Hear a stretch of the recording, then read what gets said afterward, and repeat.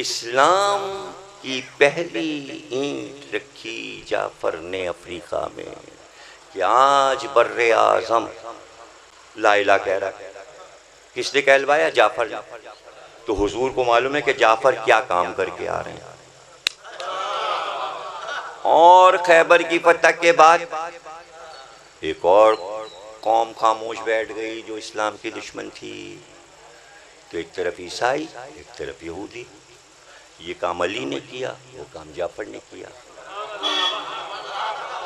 اب حضور کا ہی تو کام کیا ہے، اللہ کا کام کیا ہے نا۔ حضور ہی تو پیغمبر ہے۔ حضور نے فرمایا کہ جعفر کے استقبال کو ہم آپ چلیں گے۔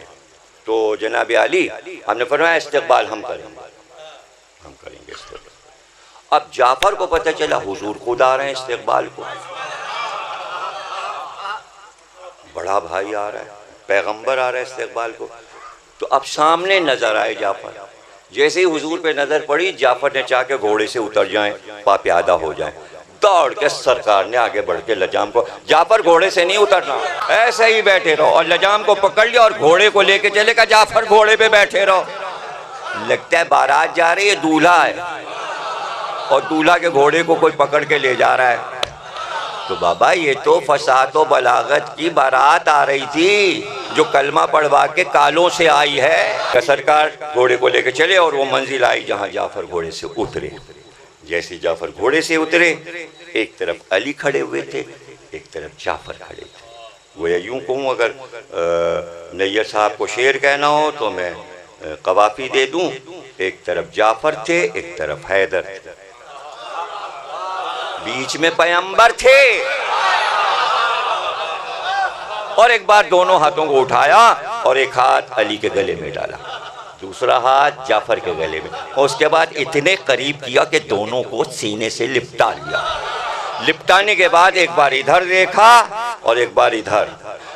کبھی پیغمبر نے جعفر کو دیکھا، کبھی حیدر کو دیکھا۔ اور اب بخاری میں حدیث آ گئی حضرت ابو ہریرہ کی، سرکار نے فرمایا مجھے نہیں معلوم کس بات کی خوشی زیادہ ہے، حیدر کے خیبر فتح کرنے کی خوشی زیادہ ہے یا جعفر کے افریقہ سے واپس آنے کی خوشی۔ مجھے نہیں معلوم خوشی کس بات کی، دونوں کا کام برابر ہے۔ انہوں نے تلوار بغیر چلائے وہاں کلمہ پڑھوایا، انہوں نے ذوالفقار کے جوہر دکھا کے کلمہ پڑھوایا۔ گویا امن ہو گیا دین کے لیے۔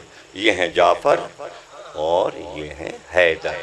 اب ہم موتا کے میدان سے چلے، پتہ چلا 2 گھنٹے کی مسافت پر سرائے مزور پہنچنا ہے۔ سرائے مزور پہنچے اور وہاں روضے میں حضرت جعفر کے داخل ہوئے، اور وہ زری کراچی سے بن کے گئی ہے کہ جو سونے اور چاندی کی بنی ہوئی ہے، جو جعفر کی قبر پہ رکھی گئی، اور 3 صحابی وہاں ہیں، عبداللہ ابن رواحہ اور زید بن حارثہ، اور بیچ میں جعفر کی قبر ہے، روضہ ہے، اور اس پر وہ جو زری ہے اس کے اندر 3000 یاقوت سے آیات لکھی، اور یہ کھوجوں اور بوریوں نے یہ زری چڑھائی۔ اتفاق سے جب میں روضے میں پہنچا تو 3 بوری نوحہ پڑھ رہے تھے حضرت عباس کے حال کا، اس لیے کہ دونوں کے مصائب ایک ہیں۔